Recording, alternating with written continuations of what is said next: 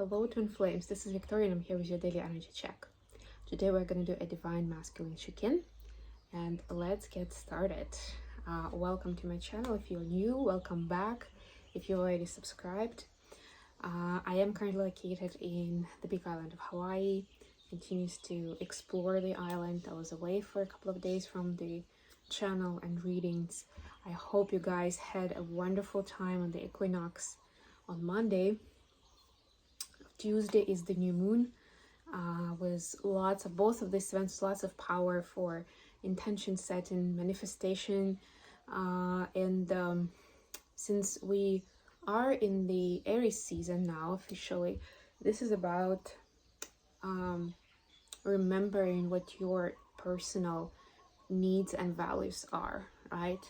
What is necessary for you to feel emotionally and practically fulfilled in life, right? So this is that going within and finding it for yourself and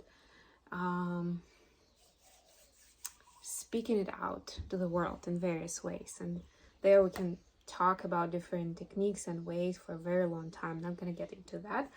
I'm going to get straight into the masculine energy. And speaking of various, it is primarily a masculine energy. It doesn't have to be. Remember, when we talk about divine feminine, divine masculine, it's not necessarily it's not necessarily by gender. It's not necessarily that if I'm a divine feminine, I only have divine feminine energy, meaning I have both feminine and masculine energy. And this is since Aries' natural ruler is Mars.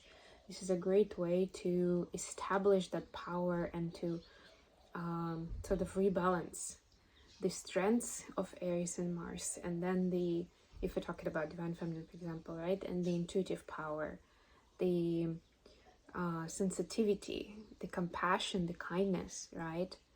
For divine masculines, it could be a little bit different way, right?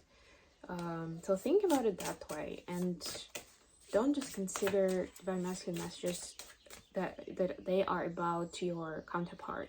If you are a divine feminine, they may still be relevant for you if you feel like this is, if you resonate with the message, right? Because we all have both feminine and masculine energy. And it's actually pretty critical to be able to work with both, quite consciously, right? Not just acknowledge that it happens, but be able to be aware on that level, to see where there are any disintegrations and any attention is needed. So let's see what's relevant for divine masculine right now. And moreover, in order for divine feminine to get into union with the divine masculine, meaning the other person, first that union needs to happen within. So that balance is even the prerequisite to the actual twin union. Trust and act accordingly. Beautiful. I love it. Number 30.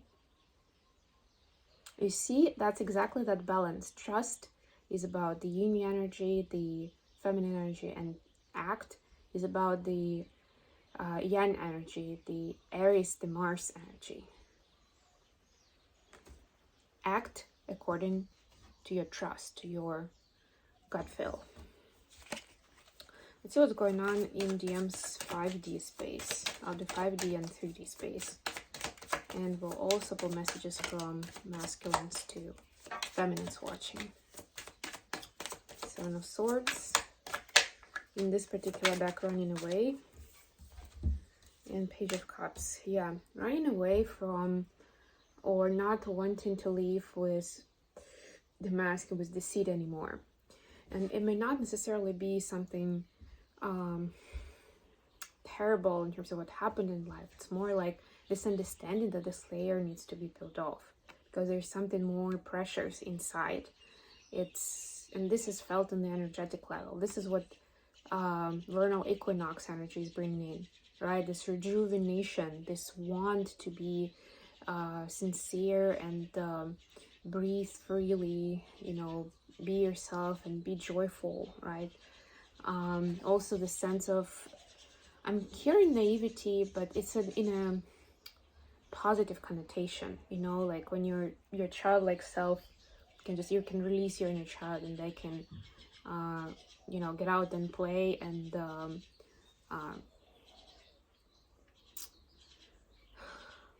create something beautiful in your life for you. Right? So this is the that energetic melting pot that where the higher self doesn't want to be in that shell anymore, in that tough shell of illusion, of pretense, of social templates, right? Trying to break out of those. Okay, let's see what we have on the 5D level. I will make this a shorter reading because I'm still recovering from the trip, and I had a really long trip back today, so I just got back literally and still have a lot going on that I need to deal with today. So yeah, tomorrow I think there will be a longer reading, probably with the spread for both of the twins. I didn't do one for the new moon, but I do have something in mind about the astrological new year, which we are experiencing with this Aries start of the season, because Aries is the beginning of the zodiac wheel. So in 3D we have Queen of Pentacles in reverse, clarified by 4 of Pentacles. Yes, there is a certain holding back on investing into things, on moving things around pragmatically. Could be financially, could be with priorities generally and time. Masculine doesn't want to get into this energy of like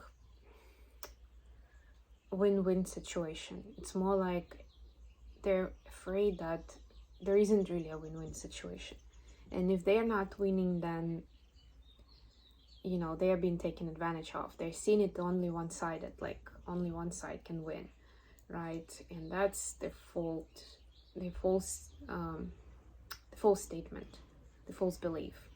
But right now it's grasping on the masculine's consciousness and brain, and causing havoc in their life, because they're trying to see how to get everybody to agree to this arrangement, even if it's not really to everybody's benefit, and people could see that. So there's a dilemma, and they're trying to get more ideas on how to make it work without putting themselves in jeopardy and their interests, which is not a bad idea in general, right? It's about implementing it, because right now they're basically blocking this more feminine, compassionate vibe, more kind vibe that can come up with a win-win solution. Okay, let's see what the messages are for divine feminines watching. Okay, got one.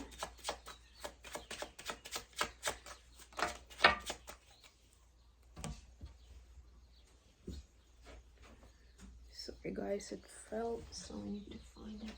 There we go. We have, I'm scared of change and not used to it, but I'm trying. Please give me time to heal my past pain. And it's all my fault. Yes, there's definitely some guilt and shame here, and we can see it actually in the energies that I was just talking about, and this is like the projection onto the connection as well. Yeah, it just, healing takes time, you know, especially if the triggers have to do with something very deep that goes back into childhood, or maybe even generational karma, who knows, right? Because oftentimes twins live out the patterns and heal the patterns set by their ancestry line. So that could be one of those examples. So don't think that this is all that bad. Or another quick thought, don't think that it's necessarily that you or your partner did something wrong, right? It's almost like those ingredients that were already preset, they were supposed to mix and boil in this way, right? So that wound comes to the surface, and then it can be healed. So it's important to acknowledge that, to surrender, to trust and act. But act not by avoiding, not by feeling ashamed or shaming your partner, but by acting with love and being patient and kind to yourself.